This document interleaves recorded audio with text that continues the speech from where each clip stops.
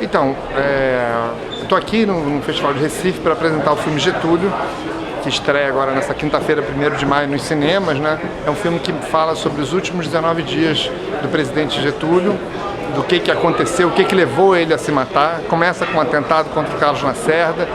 Tudo indica que foi gente ligada ao presidente que fez, saberia ele, não saberia ele, enfim, o que aconteceu naqueles dias que levam Getúlio a dar um tiro no peito é o tema do filme.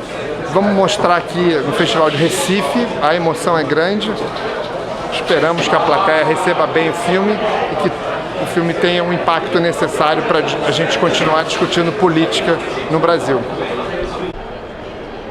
Eu sou o Thiago Justino, eu faço o papel do Gregório Fortunato, que é o chefe da guarda pessoal do Getúlio e supostamente o mandante do crime. E foi interessante porque eu acho que esse filme abordou, acho que essa história, né, colocando um clima de suspense, entende? Não, até o final ninguém vai descobrir mesmo quem foi esse verdadeiro mandante. Então eu acho que é um filme que é muito interessante porque ele carrega todo esse clima de policial, de suspense, que eu acho que é uma coisa que no Brasil a gente não está muito habituado a explorar, né? Então acredito que vai ser um filme interessante e eu estou contente de fazer parte, junto com o Tony Ramos, com o Alexandre Borges, percebe, e os outros atores também. Eu achei super legal, porque eu não vivo aqui mais, né? Eu estou vivendo em Portugal, e ter vindo agora encontrar esses companheiros e ter trabalho, sabe, num filme desses, acho que foi uma experiência incrível. E eu acho que o público vai gostar mesmo.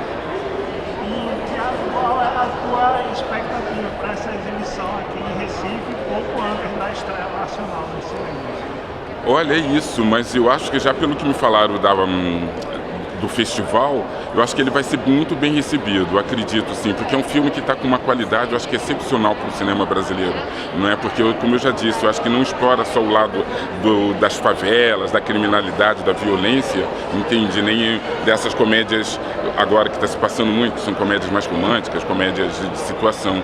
Eu acho que ele explora um lado de suspense que eu acho que o público, e pelo lado histórico também, eu acho que é muito importante para o povo agora, sabe, tá ouvindo, né, vendo isso, vai estrear no dia 1º de maio, porque eu acho que fala da questão dos trabalhadores e a gente conhecer um pouco da nossa história também, eu acho que é importante, né? O pessoal vai voltando, eu queria lembrar que amanhã, a partir das 10 horas no Hotel Internacional Palace, vão acontecer as entrevistas coletivas com as equipes dos filmes exibidos hoje aqui. É importante lembrar que o acesso é livre. E nós faremos agora, com enorme prazer, a primeira exibição do filme Getúlio, que na verdade é um presente da empresa Petrobras para vocês que fazem o público do Cemitério 2014. Eu convido agora ao palco a equipe do filme Getúlio, que tem direção de João Jardim e produção da Copacabana Filmes, por favor.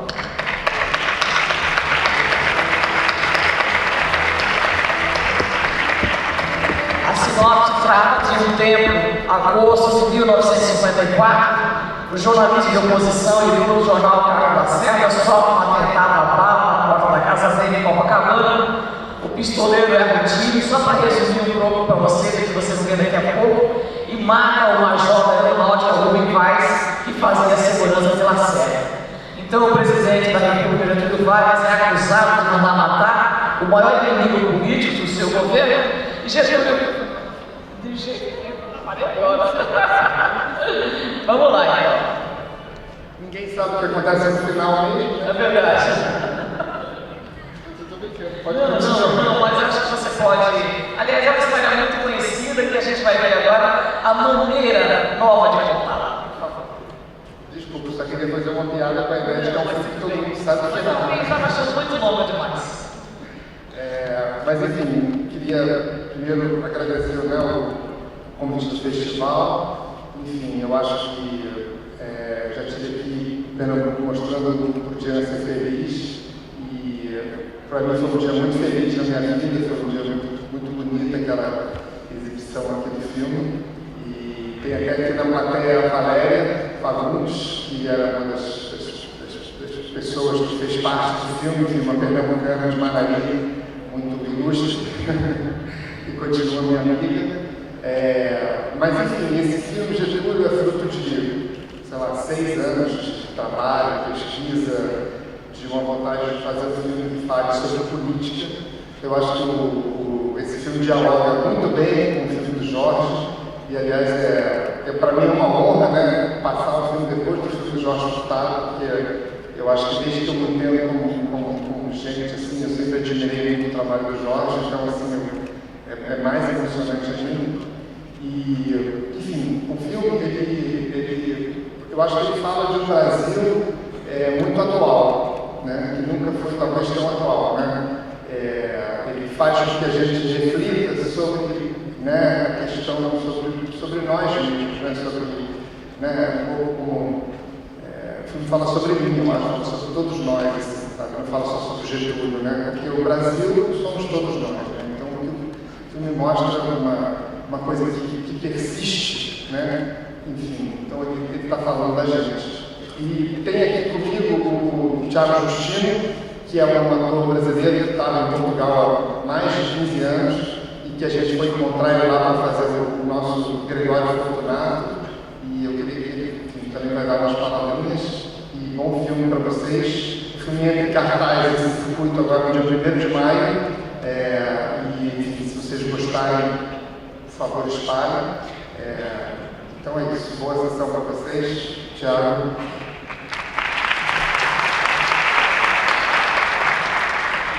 Meu nome é Thiago Justino.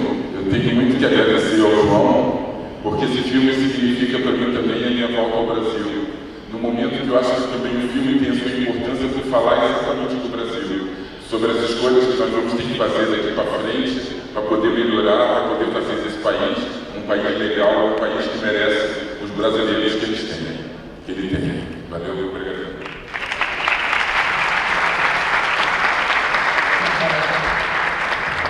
Se só para tirar o gostinho do filme de João, Getúlio também se mata, viu? Só para me vingar também. Fechando a noite de hoje, exibiremos o filme 1960, que tem direção de Rodrigo Farias. 1960 é o home movie em registro de diário de viagem em Super 8, pretendendo, através da arquitetura e a partir do diário de barco de Fernando Tábara, revisitar a viagem do arquiteto concretizou em 1960. Então eu espero que vocês se divirtam, uma boa sessão de cinema, e a gente se encontra amanhã aqui às 7 horas. Até lá.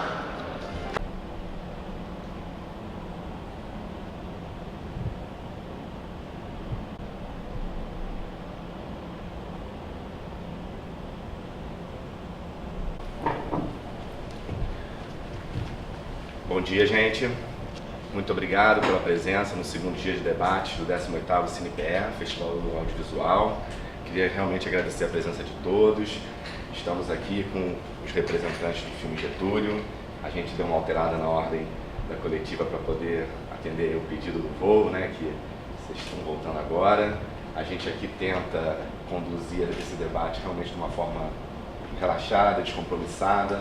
Eu sempre peço para os representantes do filme se apresentarem, falarem um pouco do projeto, da exibição, e depois a gente passa a pergunta para os jornalistas. Obrigado mais uma vez. Obrigado. Quer apresentar primeiro? Bom dia. Bom, eu sou o João Jardim, diretor do filme. Enfim, o argumento também é meu, e eu também trabalhei como produtor do filme, né? 2, né?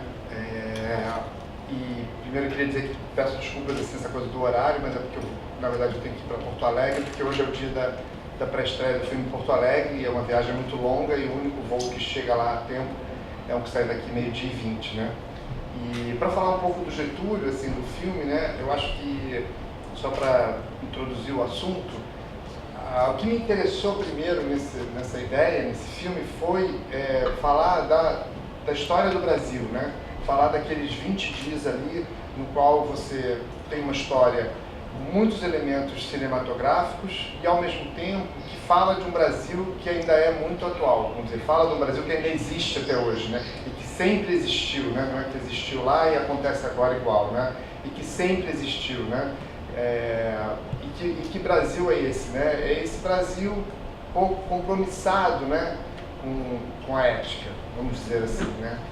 E é sobre isso que o filme tenta refletir, eu acho, né, com a questão ética do ponto de vista da sociedade como um todo, e não do governante, né? Porque é muito fácil responsabilizar um governante, né?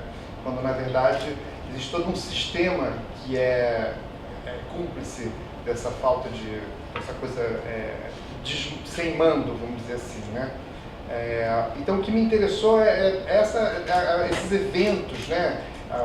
O atentado, uma pessoa inocente morre, é um jornalista que está acusado e, enfim, um protagonista fascinante como Getúlio, né, que para um diretor trabalhar é algo muito instigante, né, uma pessoa que tem muito para contar e ao mesmo tempo um período muito curto de tempo, que permite um aprofundamento da história, sabe? De não ficar uma coisa superficial, não ficar como se fosse um trailer da história, né? Você consegue realmente fazer uma coisa consistente com início, meio e fim, com qualidades cinematográficas a partir dos fatos reais que aconteceram naqueles 20 dias.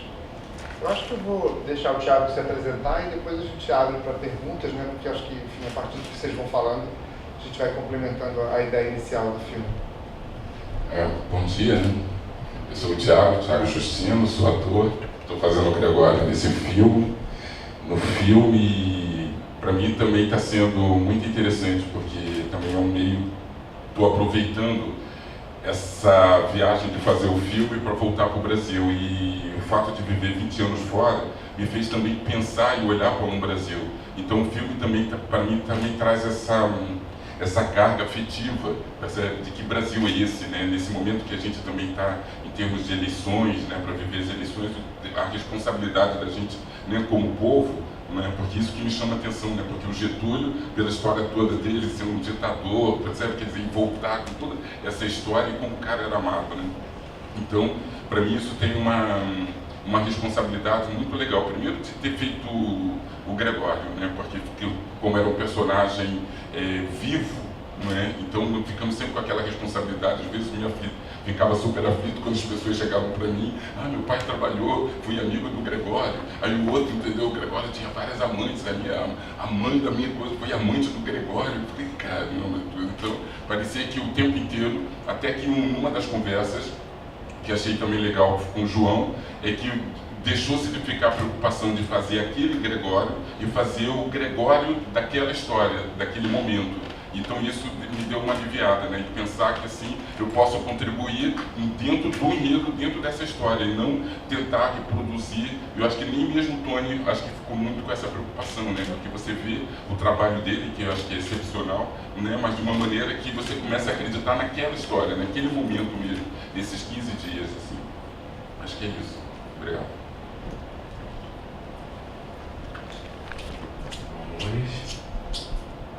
Olá, João Nunes Correia, Vale de Campinas. Eu acho muito interessante essa ideia de fazer o recorte dos últimos dias. Para mim é um grande lance do filme.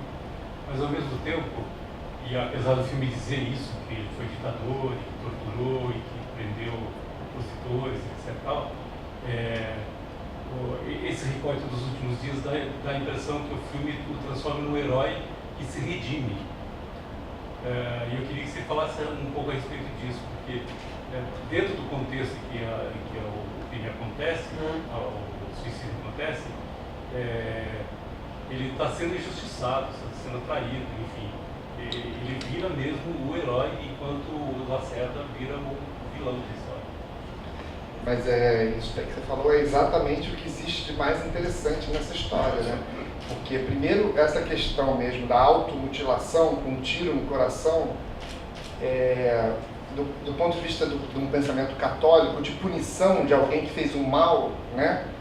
Seria essa ou não uma punição, né? Para quem foi um ditador, quem torturou e quem prendeu, né? Então, até nesse momento, né? Não que o meu pensamento sempre tentou ser equilibrado em relação, né? Porque a gente sabe que Getúlio tem coisas péssimas, né? Assim como também tem coisas boas, mas dentro do nosso pensamento de que a gente pune quem faz o mal, né?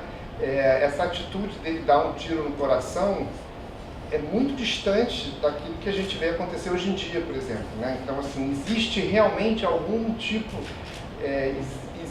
teoricamente, você poderia dizer que existe uma coisa de se redimir, entendeu? Porque, de qualquer maneira, há uma punição muito forte nisso, né? Então, quando essa reflexão vinha a mim, eu achava que, exatamente a reflexão que você faz, eu achava que dentro desse contexto, da forma como a gente pensa, é isso mesmo, né? Enfim, ele vai lá e ele dá... Se ele fugisse, se ele fizesse qualquer coisa, aí sim você poderia dizer, tá errado, mas como ele realmente se mata, para de viver, né? Vamos dizer assim, não há punição maior do que a extinção da vida, a princípio, né? Talvez só... Até pode dizer que há, mas a extinção da vida, a princípio, é a maior. Então, isso é real. Entende? Por que ele se matou, a gente nunca vai saber, né? Só ele sabe, né? Não acho que tenha sido por causa, acho que foi um golpe de mestre.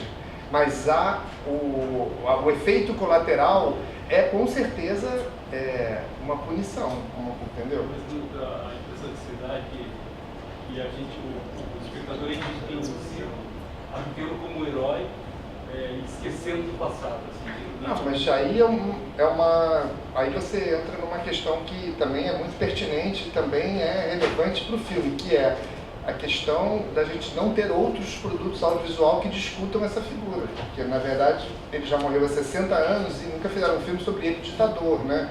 Então assim, eu não podia, ao fazer o filme, querer cobrir a lacuna inteira da vida de Getúlio, né? E uma coisa que me deixava relativamente tranquilo era justamente o fato de que os aspectos, o que o Getúlio fez, que foi nefasto para o Brasil, né, o período ditatorial, a perseguição e a tortura, é amplamente divulgado e está no inconsciente coletivo de muita gente, né? Então, na verdade, o filme dialoga com aquilo, né? Então, ele mostra o ocaso de uma pessoa que, num determinado momento, foi muito poderoso, né? E você vê ele ali, então você pode até ter essa sensação, não, então essas pessoas todas vão ter algum fim, um dia se extingue a chama do poder, né? ou da energia, né? Então a questão é mais ampla, assim, no sentido de colocar o filme. Eu, pelo menos, tentei o tempo todo colocar o filme dentro do contexto, como ele falou, daquele momento. Eu não posso, nem quero, nem conseguiria dar conta de toda a lacuna que existe no nosso país de não reflexão audiovisual sobre a nossa história, entende? Eu estou tentando cumprir um pequeno pedaço, né? E aí, com isso, você realmente é frustrante, e a sua frustração era a minha, né, também, né? E eu tentei fazer aquilo bem feito, agora que venham os outros filmes, entendeu? E que seriam muito bons. Eu acho que a sua colocação foi a minha também, sabe? E durante toda a reflexão do filme eu falava, o que eu faço?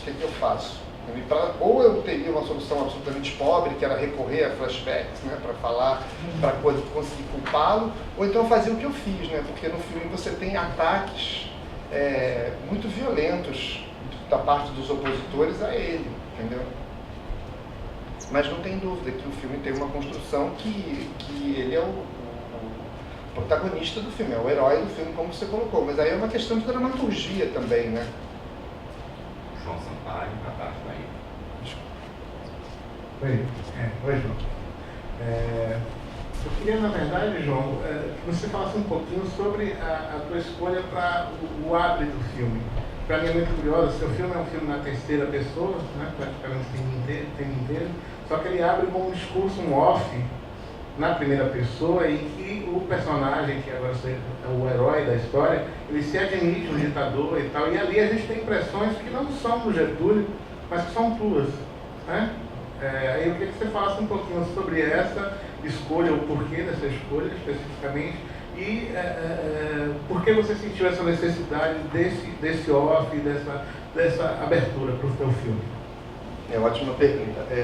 Essa questão do off do filme, do início do filme, ela só foi decidida faltando 15 dias para fechar o filme, sabe, assim, agora em fevereiro, entendeu? Porque eu sempre tinha essa lacuna de como apresentar o Getúlio para a plateia, entendeu? E como ele falar, né, explicar um pouco quem ele foi, para que permitisse que as pessoas entendessem um pouco mais o filme, né? E uma das coisas que me fez, que deu à luz, Primeiro foi a frase inicial, né, que é quando ele fala, que é a primeira frase do diário dele, né, só o sacrifício da vida pode resgatar o preço de uma derrota, uma coisa assim, eu não lembro. Porque ele já diz, isso foi a frase que ele escreveu no diário em outubro de 30, pouco antes de sair de Porto Alegre. Ou seja, ele já era um suicida em potencial naquele momento, né? Então aquilo eu falei, puxa, isso aqui precisa ser usado no filme, a gente precisa entender que esse cara sempre imaginou que ele poderia se matar, sabe? E a outra questão é essa questão de que eu achava que ele tinha que dizer que ele foi um ditador, sabe, assim, sem culpa. Porque isso é que é a questão, eu acho, que essas pessoas, elas fazem essas coisas sem culpa, sabe? Ele foi um ditador e eles contextualizam, entendeu? Justamente para que você...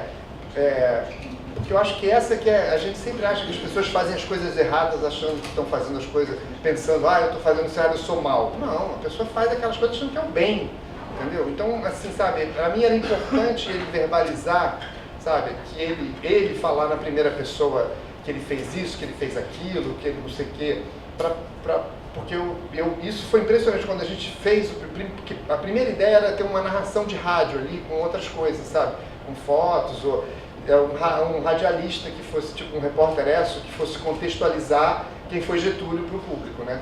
E a gente fez isso e, logicamente, era pífio. Aí eu falei, vamos tentar um off, né, da Alzira. Tentamos um off da Alzira apresentando o pai, também não funcionava. Só funcionou quando ele disse o que ele fez e o que ele não fez, entendeu? Por mais estranho que possa parecer, por mais que aquilo possa parecer deslocado, mas é uma coisa que é necessária para o filme, enfim, é muito necessária para o público em geral. Então eu acho que é isso, ele chamando as pessoas, olha, eu vou contar a minha história, e ele tinha que falar com muita propriedade do lado ambíguo dele, entendeu? Mas quando ele fala, eu fui um ditador, torturei, não sei o quê, sabe, assim, aquilo para mim, enfim, eu acho que ajuda muito a entender o personagem, entendeu? José Vieira Mendes, Visão, Lisboa, Portugal. João, não sei se é bem uma pergunta, já tive a oportunidade de dar os parabéns pelo filme e saudar esta competição luso-brasileira. Como é que esta competição luso-brasileira foi possível? Ainda mais porque eu acho que há uma ligação entre o estúdio. Este ano é um ano de muitas comemorações, 50 anos da ditadura do golpe militar de 64, o fim do nosso 25 de abril de 64. Também temos de estabelecer esta ligação entre o Estado Novo Vargas e o Salazar, o Estado Novo Salazarista. Mas de qualquer modo, aliás, é uma história desconhecida da maioria dos portugueses, nós estamos perto e estamos às vezes tão longe. Mas como é que foi possível esta competição com Portugal? Como é que foi trabalhar com os atores portugueses? Podias ter trabalhado com atores brasileiros? Como é que foi trabalhar com o Tiago? Eu gostava de perguntar ao Tiago como é que foi essa sua experiência depois de 20 anos em Portugal, regressar ao Brasil para trabalhar aqui no filme, numa competição só brasileira. Sim, tem um edital, né, que é um protocolo luso brasileiro, no qual você dá um prêmio de $150 mil, e você, para poder concorrer a esse dinheiro, precisa estruturar uma coprodução, né, em que você use técnicos portugueses e tal. E aí a gente, enfim, né, sabia que isso existia e começou a entender se seria possível. E havia uma questão, como o filme tem um elenco muito grande de atores, né, homens, né, e a ideia era, enfim, no início a gente pretendia até trabalhar com mais atores não conhecidos, então eu achava atraente trazer bons atores portugueses para botar no filme, porque seriam caras não conhecidos, né? Então, esse foi primeira questão foi essas duas coisas, a possibilidade do recurso e de colocar no elenco papéis relevantes, como a gente colocou, né? Atores portugueses. Quem são, João, por favor? É o Fernando Luiz, que faz o Benjamin Vargas, e o José Raposo, que faz o Nero Moura. E que foi um trabalho muito árduo de trabalhar, aprender a falar brasileiro, como eles dizem, né? E se dedicaram muito, passaram 2 meses aqui no Brasil antes da filmagem e tal. Mas foi um intercâmbio muito bom, são atores, né? O Fernando Luiz tem uma carreira sólida, fez filmes portugueses importantes, né? E não lembro agora quais são, mas foi muito bom. Aí fizemos a mixagem lá, foi um intercâmbio. Nero Moura é o ministro da Aeronáutica? É, o primeiro-ministro que é demitido, que tem a discussão com o Zenóbio. Então, enfim, só tenho a dizer que foi uma experiência boa, assim, sabe? Uma maneira de poder usar, através de uma possibilidade de um recurso da Ancine e do ICA, foi muito bom.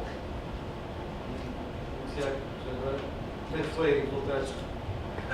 Para mim também foi legal também, né? Porque voltar para fazer, né? E como eu disse também, a responsabilidade está fazendo o Gregório, que está voltando né, para o Brasil para trabalhar com Tony Ramos, né? Alexandre Borges, que eu também já conhecia.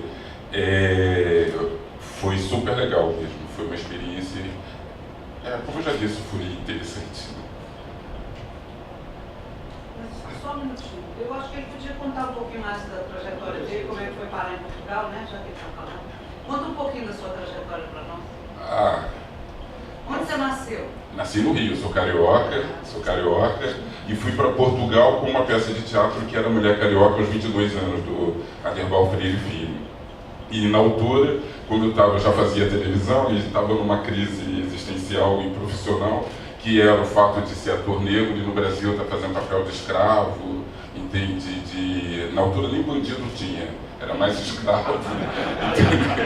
Então não tinha. E quando tinha bandido, eu não tinha muito físico de rolo para fazer o bandido, então eu estava mesmo no escravo. Então naquele momento eu achei que era importante, que eu queria representar, eu queria fazer teatro, né, fazer papéis, né, e tudo que eu estava fazendo, inclusive até eu tinha feito cinema também, fiz Quilombo, Ópera do Malandro, fiz alguns filmes, mas estava com ansiedade mesmo de estar fazendo uma coisa que explorasse, eu acho, que o meu potencial. E aí resolvi ficar. Ia ter Lisboa 94, uma série de eventos em Portugal, e aí fiz. Entretanto, depois até fiz um filme que é Estrada, foi uma coprodução também Brasil, Portugal também, que foi rodado na Itália, e fiquei por lá. Então foi muito engraçado que quando aconteceu, eu lembro a primeira vez que eu falei com o João, e com essa coisa dos intercâmbios, porque ele é brasileiro, né? E eu estava lá meio português. Então, a gente falando pelo Skype, eu não podia, eu sempre pensando comigo assim, não ri, Thiago, não ri. Que é para você ser sério. E o cara falando comigo na maior descontração e eu todo atrapalhado, entendeu? Porque eu estava vendo ele como o brasileiro, entendeu? E era tão estranho, porque depois, quando chego aqui, tinha esse choque cultural, porque assim, mas peraí, eu sou brasileiro, aí estou vindo como português para fazer um filme brasileiro, entendi, ficava olhando para eles como os brasileiros. Não, mas o Thiago não veio dentro da cota dos portugueses, não. Não veio não? Não, ele veio dentro dos brasileiros. E a questão mais interessante é que a gente começou procurando um ator português para fazer o Gregório, talvez, porque aqui no Brasil a gente não conseguia, os atores não tinham, os que a gente imaginou não tinha uma data. E o que é interessante, assim, eu acho que tem que mencionar a produtora de elenco, a Cissa Castelo, que foi a pessoa que sugeriu, que encontrou o Thiago, sabe? Porque para nós era do elenco todo era a maior dificuldade a quem poderia fazer o Gregório, que fosse um ator que tivesse o tamanho, o porte, o físico, a voz, né? Na tentativa também de colocar caras não tão batidas no filme para contracenar com o Tony Ramos, sabe? Para que o filme, enfim, eu acho que foi um grande mérito disso, lógico, do Thiago e da nossa produtora de elenco, a Cissa Castelo. É isso. Marcelo Miranda, Minas Gerais. Bom dia, João, Thiago. Eu queria fazer uma pergunta para o João e para o Thiago. João, você falou no início aí, agora há pouco, da falta de filmes que retratem o Getúlio, né? Falta, a inexistência mesmo de retrato. Eu lembro de um debate recente que o Ismael Xavier disse isso, que não compreendia como é que uma figura como ele não ganhasse mais e mais filmes no cinema brasileiro, que era um grande enigma. E eu acho que na época o seu filme nem tinha sido noticiado, então ele deve ter ficado, imagino que ele vai ficar bem surpreso positivamente. E aí isso gera um efeito estranho vendo o filme, e eu acho que isso é positivo para o filme, que todas as referências que a gente vai encontrando na memória são estrangeiras, né? Eu, muito rápido assim, ficava pensando no Lincoln, no Spielberg e numa queda do Hitler, por causa dos últimos dias, suicídio, aquela coisa. Então a gente tem uma referência completamente exterior, vendo um filme brasileiro sobre a maior figura, né, histórica da política. Eu queria saber se a sua opção por ser, eu acho que o filme é um suspense, né, um thriller, veio um pouco desse imaginário de tentar incorporar ao cinema brasileiro esse tipo de produção, né, de suspenses políticos em que, digamos assim, o final a gente sabe, mas o que vai importar ali é a condução. E você viu filmes, né, que de alguma maneira te inspiraram a dar esse tom, acho que uma certa urgência que o filme tem, né, até por ele se passar ali nos 19 dias. Eu acho... Só vou completar com o Thiago, eu já emendo de uma vez. Thiago, para você é uma curiosidade absolutamente futriqueira, assim, que é... A única imagem que a gente tinha do Gregório na ficção era o Tony Tornado no seriado da Globo, Agosto. Eu só queria saber se você viu, se você conhecia, porque eu achei o seu Gregório muito particular e gostei muito mesmo acho que conseguiu desvincular completamente desse imaginário que eu acho que o Tony deixou lá nos anos 90, se não me engano, né? Que eu acho que é a única abordagem que eu conhecia do suicídio do Getúlio na ficção. Então era só uma curiosidade mesmo, você chegou a ver, você já conheceu o Tony em algum momento da vida?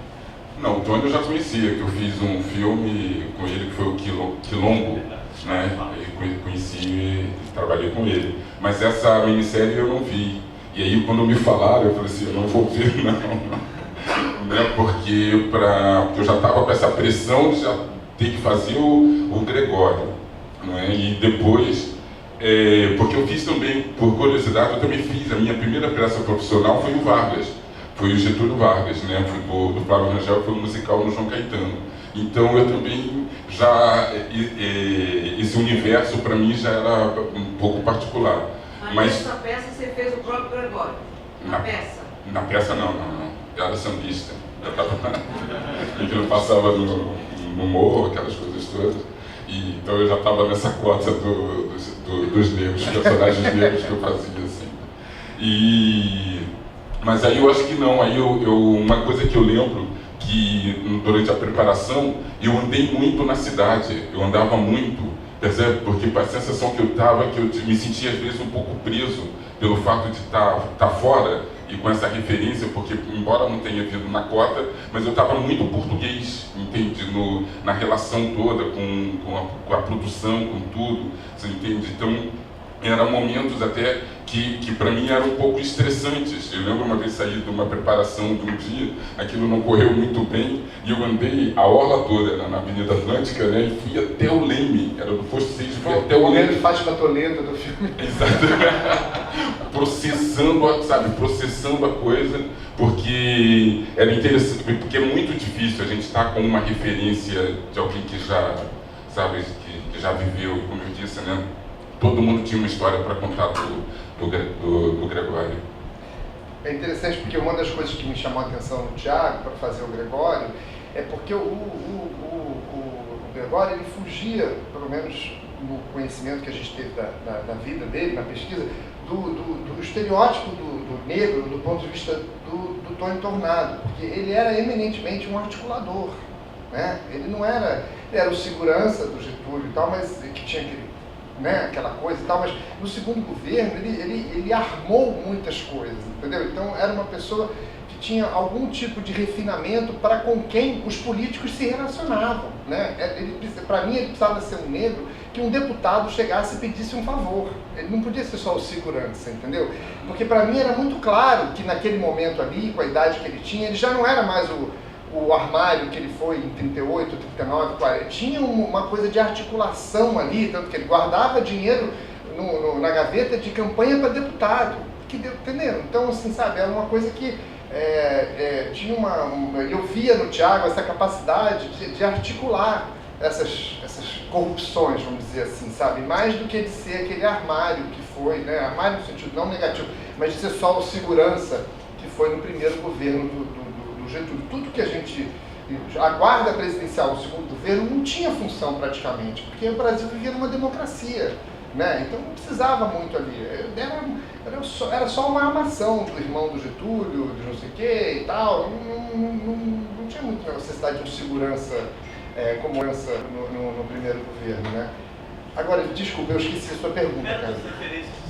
Não, eu acho assim que o que acontece no filme, que pra mim eu acho assim que eu gosto de filme que tem dramaturgia, sabe?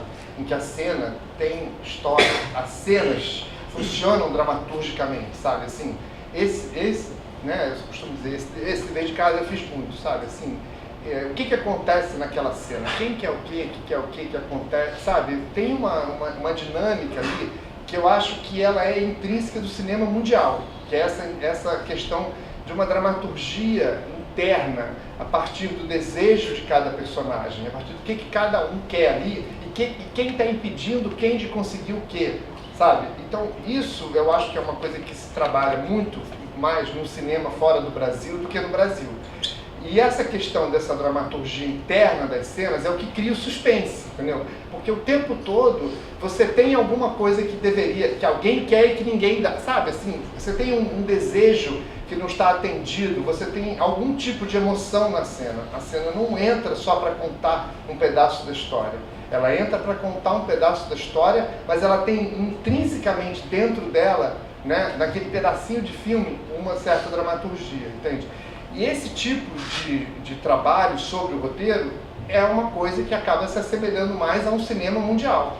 Mas não é americano, não é estrangeiro. É só uma coisa que a gente faz menos, mas talvez devesse fazer mais. Porque eu acho que, eu me lembro no trabalho do roteiro com o George, quando eu estimulava ele para isso. Não, George, essa cena aqui não está faltando, falta, sabe, coisas básicas assim, né, que eu falava, esse filme ninguém é legal com ninguém, sabe? Todo mundo é um universo muito duro, que as pessoas estão ali. Então essa construção que talvez leve o filme a alguma coisa menos brasileira. Mas eu acho que o filme é extremamente... não tem nenhuma referência específica. O que tem, assim, os filmes que eu assisti e que eu acho que foram importantes na construção do roteiro e depois da cinematografia é o Z, do Costa Gravas, O Sol, do Sukurov, do Domingo Sangrento, do Peter Greengrass, entendeu? Foram filmes que eu vi e revi várias vezes. E até por último, agora nos últimos meses, assim, eu também, não sei exatamente porquê, mas o Profeta, que eu não lembro o nome, nunca guardo, do realizador francês, também que se passa... Jacques Audiard. Exatamente, se passa dentro de uma prisão. Paul Greengrass, exatamente. Também foi um filme que eu vi também, mas eu acho assim que, para mim, aquilo dali, o que eu tentava era assim, eu estudava que imagens os diretores procuraram fazer para contar aquela história, entendeu? Porque eu acho que, basicamente, a questão do cinema é você escolher quais imagens você vai produzir para contar uma determinada história. Você está contando através de imagens, né? Não através de diálogos. Você tem que sempre pensar com imagens, né? E esses filmes todos, eles têm muito diálogo, mas contam através de imagens, sabe? Assim, então, o meu trabalho era tentar entender esse processo, sabe? De transformar em imagem histórias que tinham muita falação, vamos dizer assim, que é um pouco da coisa do Getúlio. E tentar... Porque cinema é a imagem, né? Não é o que você fala, né? É o que se vê, né? O que aquela imagem te diz, o que aquela imagem te mostra que ela não está dizendo, né? Então, o meu trabalho, basicamente, junto com o Walter, com o diretor de arte e, logicamente, com os atores, era procurar isso. O que a gente vai dizer, o que a gente vai fazer as pessoas sentirem que aquela imagem não está dizendo, sabe? É esse que eu acho que é o trabalho mais interessante de fazer cinema.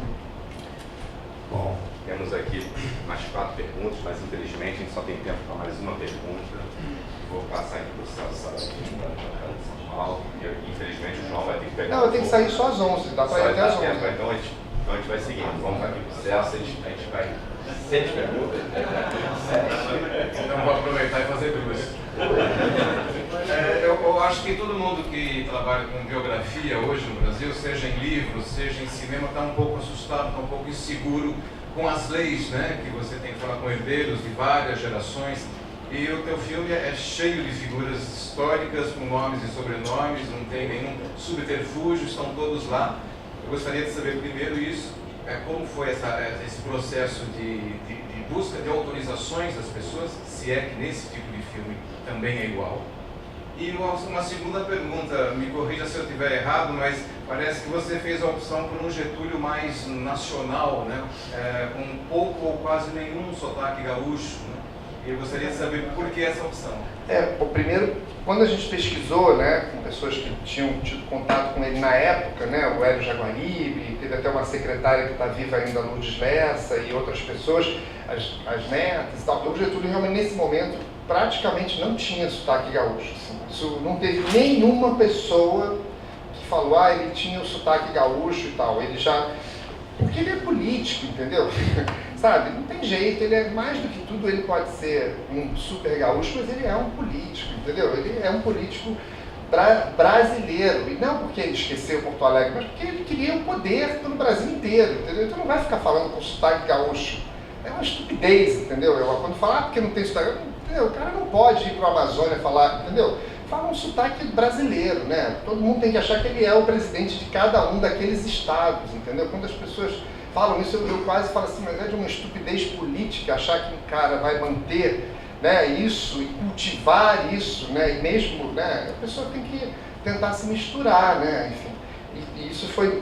até tinham pessoas que diziam para mim o contrário. Não, vai fazer Getúlio com sotaque gaúcho, porque isso é uma mentira. Sabe, eu ouvi isso mais de uma vez. O pessoal do Zero Hora, né? Falavam, não vai fazer, não, porque elas falavam, porque eles diziam, ele não era mais aquela pessoa, sabe? Assim, não me lembro quem foi que me disse isso exatamente, porque o projeto começou em 2007, né? Então várias pessoas morreram, acho que, não sei, mas tem algumas pessoas vivas, né? O Fittipaldi mesmo, tá?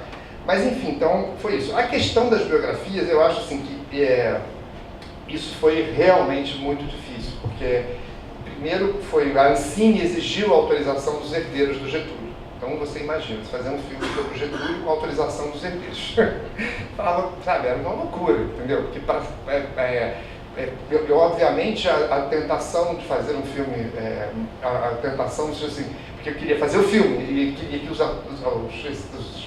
herdeiros do Getúlio assinassem. Mas aí tem duas netas que moram no Rio de Janeiro, que elas não tiveram muito problema, a história do Getúlio é pública, pode fazer, não quiseram dinheiro, não quiseram nada, entendeu? E entenderam as críticas que existem, que fizeram muito pouco... Mas o que acontece um pouco é que a pessoa pede para ler o roteiro, né? Tem que ler o roteiro, a pessoa também não vai assinar uma coisa em branco, né? Então isso é bem complicado no Brasil, muito, muito complicado, e eu não tenho dúvida de que, e com certeza interferiu no filme, mesmo que seja...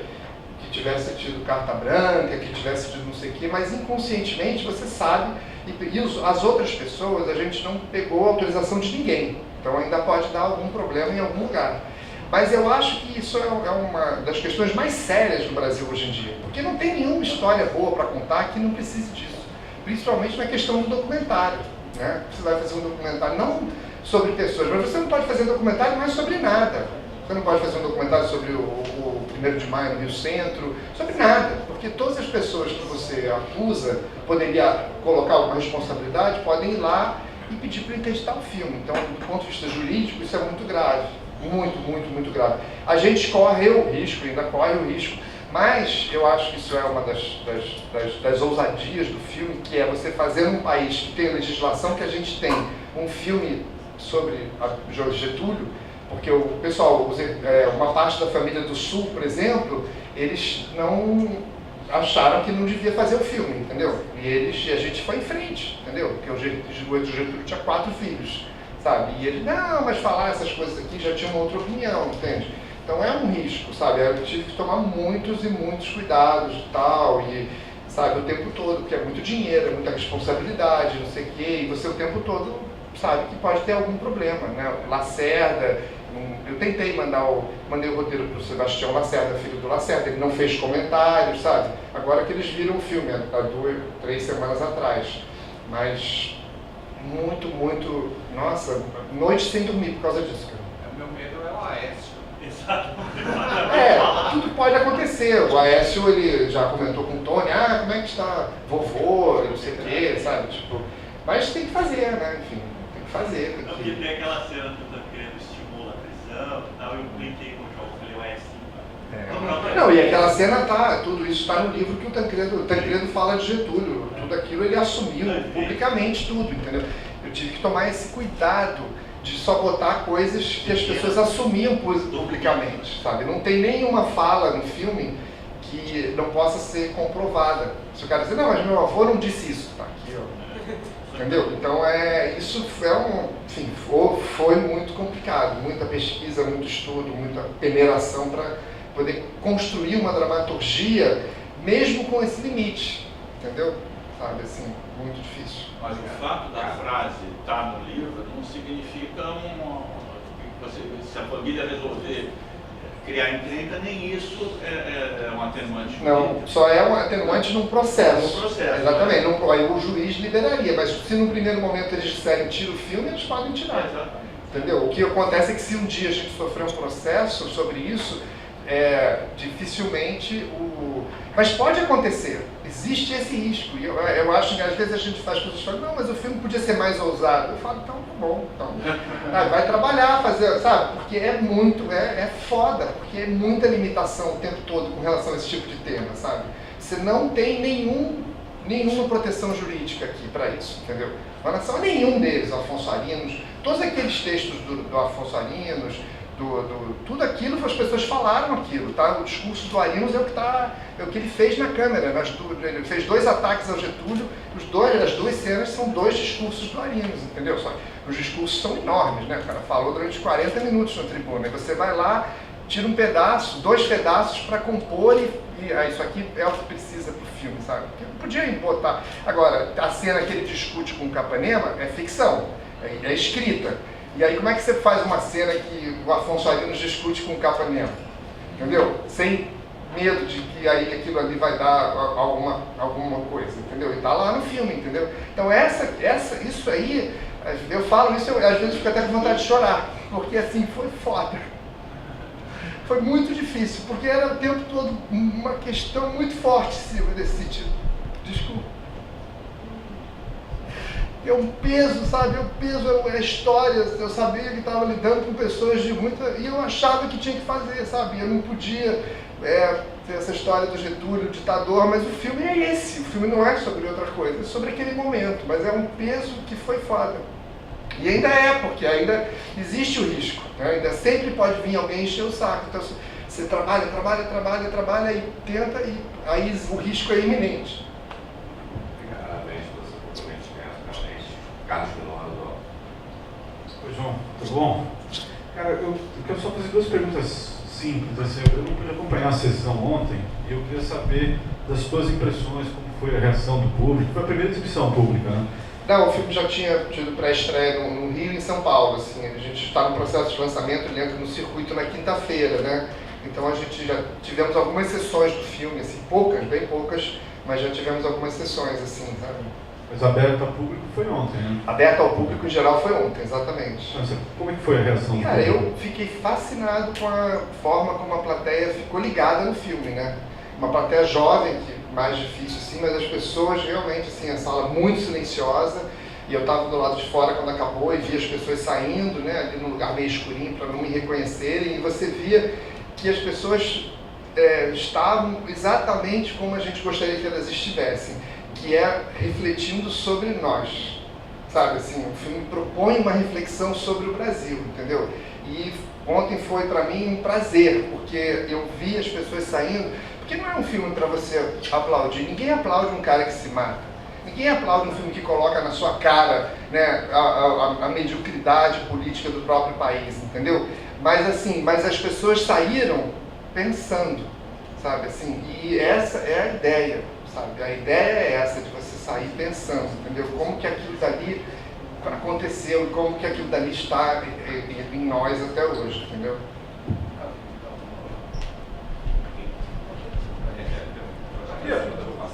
Ô, João, eu queria só fazer mais uma sobre a transformação do Tony Ramos. Você podia detalhar como é que foi esse processo louco aí?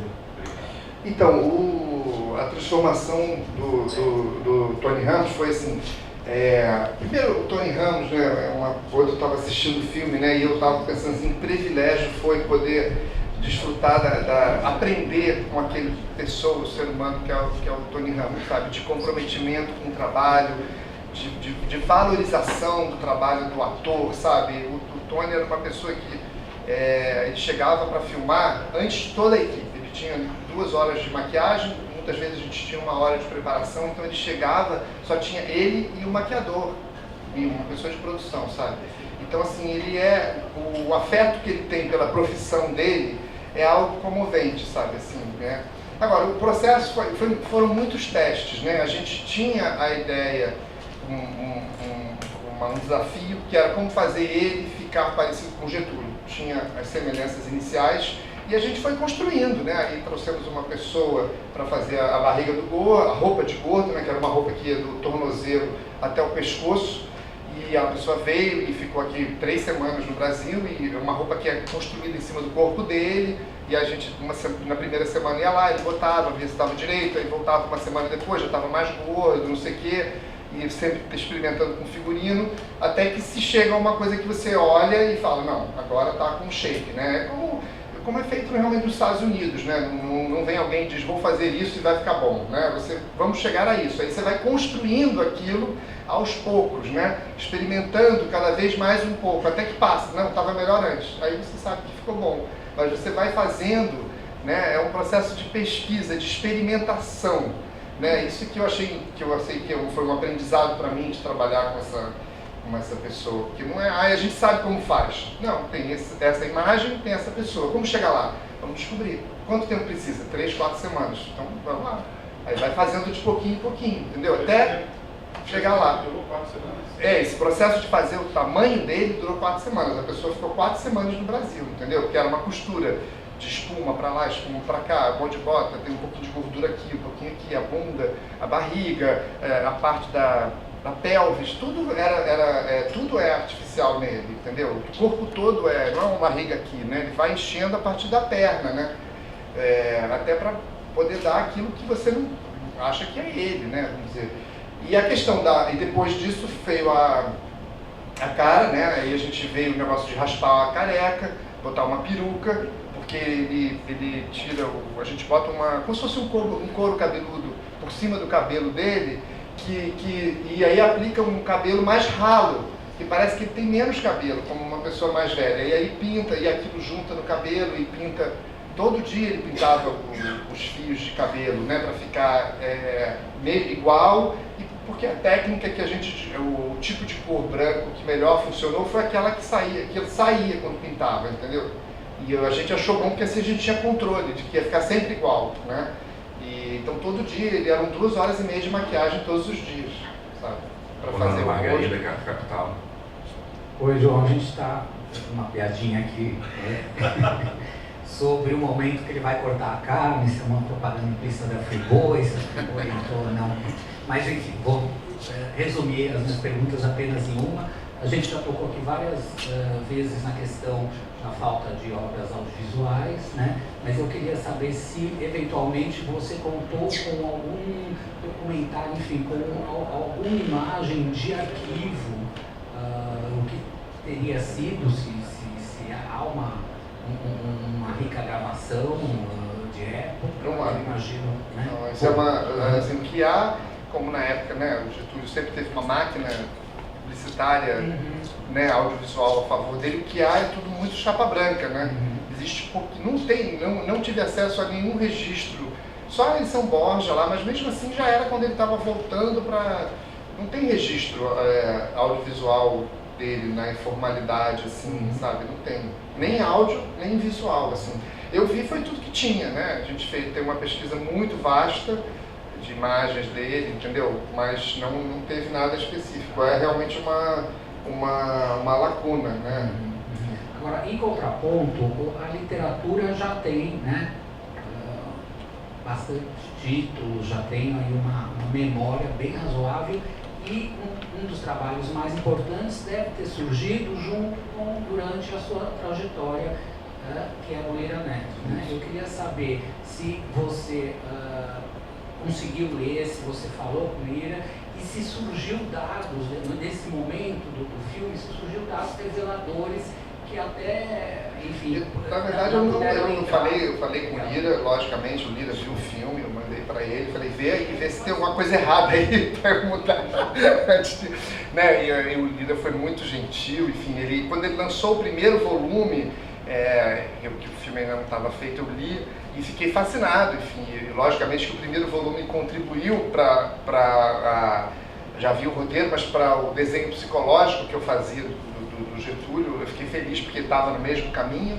O segundo volume saiu, o filme já estava filmado, mas eu encontrei com o Lira, tentei, né, conversei um pouco com ele sobre o personagem, sabe, e pedi para ele, enfim, né, falou, olha, não me deixa errar, né, tipo assim, sabe, eu sabia que ele, enfim, ele, sabe, ele, não é que ele ajudou, assim, né, mas ele, enfim, ele viu o filme, enfim, se a gente está falando sobre o mesmo personagem, né, e ele foi muito gentil, assim, eu diria, na cumplicidade. Eu perguntei para ele exatamente isso, você descobriu alguma coisa nova?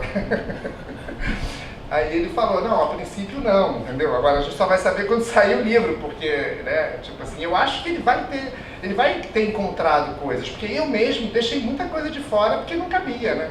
Entendeu? Porque você quando tem uma vasta, muitos e muitos depoimentos orais sobre aquele momento, o CPDOC da Fundação Getúlio Vargas, né? Então você tem muita coisa ali. A própria questão de que ele se matou no mesmo dia que o filho nasceu, muito pouco divulgado, né? Entendeu? O filho caçula dele, que ele, enfim, que era um dos filhos prediletos, morreu no dia que ele se matou. E ninguém tinha feito essa associação ainda, sabe? Então, enfim, eu estou super curioso de ler o livro dele. Acho que vai ser um bom diálogo com o filme, com certeza vai ser. O filme tem sempre o limite do tamanho, tem personagens que estão fora, tem coisas importantes que aconteceram que estão fora, né? Você tem que fazer isso, né? Não tem jeito. Isso está em todos os filmes sobre né? Um monte de coisa você tem que tirar fora, não tem jeito. Senão não é filme, né? Senão é história. Para finalizar aqui então, Merda em Estadão. Tu falaste agora no diálogo do filme com o livro. Mas eu até gostaria de ler o diálogo do teu filme com o do Jorge, né? Porque o filme do Jorge, de repente, cabe dentro do teu, tem 2 ou 3 cenas dentro do teu filme que são perfeitas para ilustrar toda aquela discussão que ele faz da imprensa no Brasil.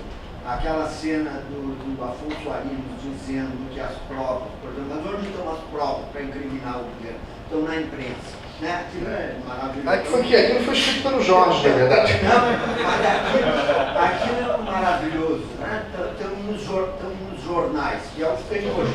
Tem a sequência em que o Lacerda fabrica uma edição falsa da tribuna. Não, aquilo é maravilhoso, realmente. Mas olha aqui, ó, eu acho que na realidade, deixa eu só dizer isso antes de chegar na minha questão, é que quando o João colocou em discussão essa coisa assim, tu coloca esse Getúlio, o ditador, né? Tá no início do teu filme, tá claro, e a crítica aparece ao longo de todo o filme, mas não é realmente o teu recorte. E a coisa mais impressionante do Getúlio é que se alguém fizer amanhã uma ficção sobre o Getúlio brutal do Estado Novo, é o Getúlio também, né? Essa complexidade que tem o personagem, mas essa grandeza final que ele tem, ele é um pensador do Brasil, de repente, no final do filme, isso é uma coisa que me fascina. Em síntese, eu amo teu filme cada vez mais. Realmente ele me instiga muito a pensar muito legal. Mas, cara, eu vou te dizer uma coisa. Todo mundo elogia o que quer no teu filme, a Drica, que é maravilhosa, o Tony, que faz um belo trabalho, mas eu acho que teu filme não ia ser a mesma coisa sem a trilha do Federico José. Cara, cada vez que eu já vi 3 vezes o filme, mas foi a terceira, e cada vez que eu vejo o filme, a trilha constrói mais o clima e o personagem. Porque ela tem momentos mais marciais, ela tem momentos... E tem momentos de uma linha melódica, assim, de uma tristeza que tu usa para mostrar um isolamento do Getúlio, que é uma trilha incrível, cara. Podia falar do Palácio como personagem, mas a trilha é demais. Mas essa questão que você fala é uma questão assim, que é muito intrínseca do cinema. Eu acho que nesse dever de casa que eu fiz, eu vejo como as trilhas sonoras são algo que é fundamental para você construir, porque cinema é som e imagem, sabe? O som é tão relevante quanto a imagem, do ponto de vista da trilha, dos sons, do que até que se fala, entendeu? Sabe? Eu acho que isso, como eu falei, eu aprendi isso no Janela da Alma, que todo mundo acha que é um filme sobre a visão, mas é um filme sobre a palavra.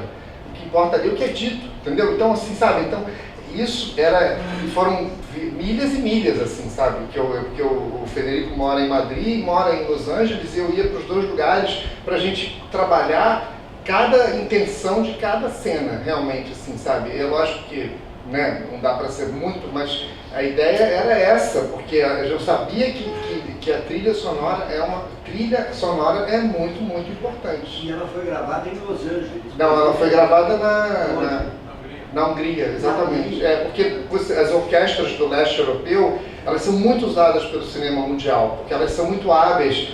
Porque uma trilha sinfônica, como funciona? Né? O cara faz tudo e depois ele tem que fazer as partituras, para que as pessoas, os instrumentos possam tocar, né? E isso é muito complexo, porque você marca lá 2, 3 dias de gravação e o músico, a orquestra, tem que pegar aquilo e tocar de primeira, entende? Toca 2, 3 vezes e já sai o som, entendeu? Então, tem orquestras que são especializadas em fazer trilha para cinema, porque são músicos que leem a partitura e não sei o que, e aí o maestro nem vai, ele acompanha pela internet, tem um outro maestro lá na Hungria, e faz 2, 3, 4 takes, grava 2 dias, tudo, manda, e o que não ficou bom refaz uma semana depois, entendeu? Então, só para terminar, eu já tinha falado da trilha, como eu gostava, mas, por exemplo, esse Rossini que eu te perguntei... É o pai dele. Ele tem... É pai do cineasta. É pai do cineasta, é o pai dele. Ah, é o velho pai do cineasta. O cara que faz a trilha é filho do cineasta. Do cineasta. Exatamente, é filho dele. Exatamente, é uma coincidência, assim, que enfim, foi uma procura, mas é filho dele. Mas queria agradecer a vocês todos, enfim, realmente, infelizmente eu tenho que ir, a conversa está boa, eu gosto muito de falar do filme, mas eu tenho que ir para Porto Alegre. João, nós que agradecemos, está com a imprensa aqui representando o Brasil.